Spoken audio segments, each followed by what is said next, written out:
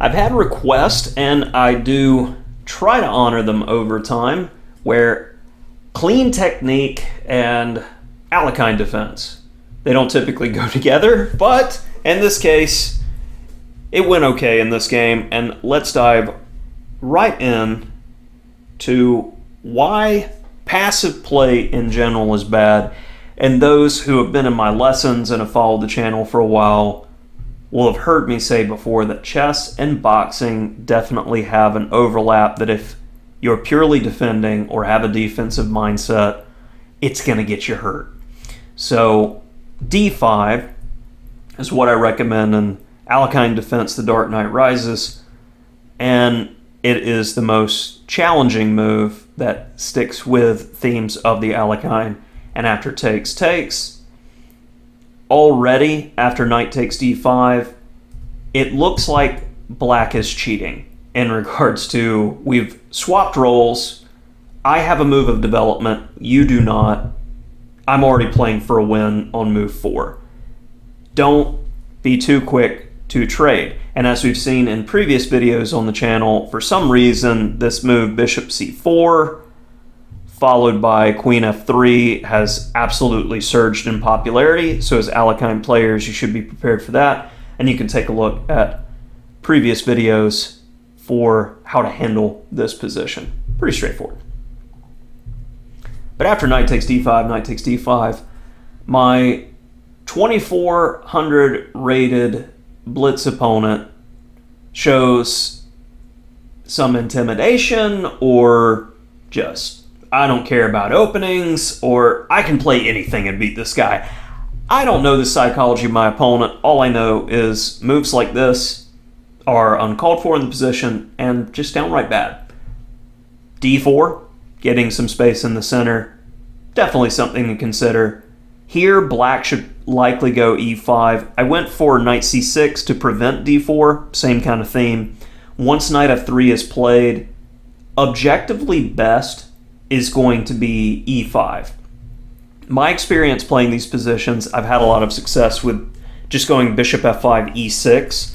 So being that it's a blitz game, I'm just thinking in terms of, okay, bishop f5, e6, I castle queenside, and then I'm going to decide what to do. Since they already have h3, likely there's going to be some kind of kingside attack plan in the future with f6 for like a colors reverse English attack type setup.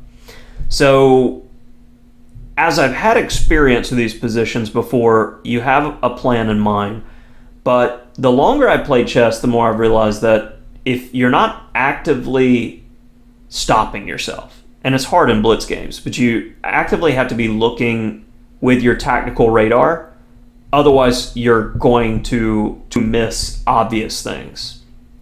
Now here, best is just playing e5, because it goes along with the theme of, well, white's going to play d4 and have easier development.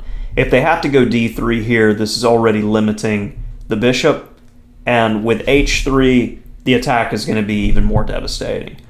I went bishop f5, and g4 is played.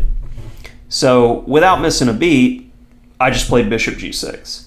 Said, okay, I'm just going to get the bishop out of the way of this attack. But tactics. It is not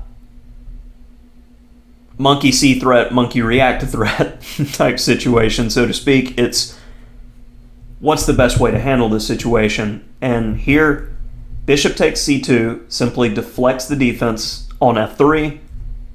And now they need to play a move like rook g1. And this is pretty easy.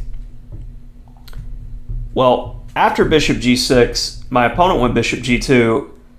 Now I saw that the c2 pawn was a problem and went queen e4.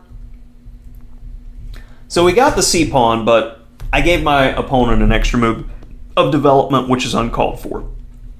Now the rest of this game is going to be an exercise in limiting counterplay and simplifying the win.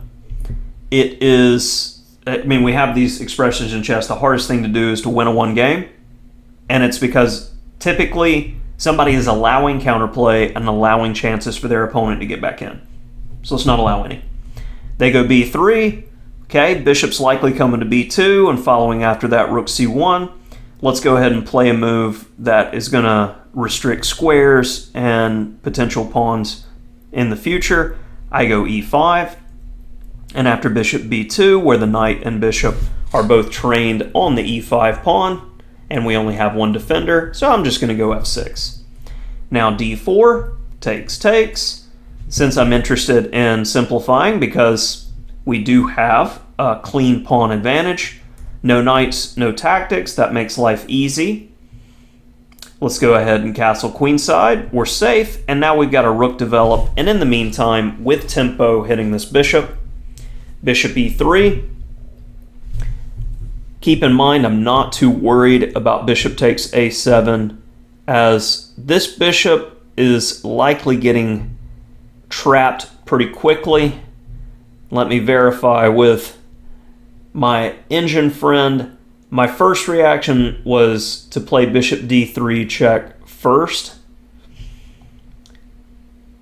And once the king moves, we're going to play b6. And the idea is figuring out how we can protect the structure, keep the bishop trapped in the long term. So as they're trying to get out, we have ideas like bishop c5. And finally, you've got to step on a landmine square at some point in front of the bishop, which is going to allow for this and etc. So I knew it was poison, but of course, when doing quick videos like this, trying to calculate can be difficult. So bishop e3 was played. So from that limiting counterplay perspective, what move would you deem is best here to develop and limit counterplay? Well, likely white wants to put the rooks on the D and C files.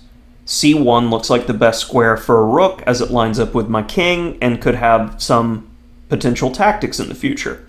So bishop a3. Stop the idea of the rook going there with development. Now, bishop d3 check. Blocks the eye of the bishop. Let's invite everybody to the party. Now after rook a d1, we have another opportunity to simplify. Check. Gets rid of a rook. Check.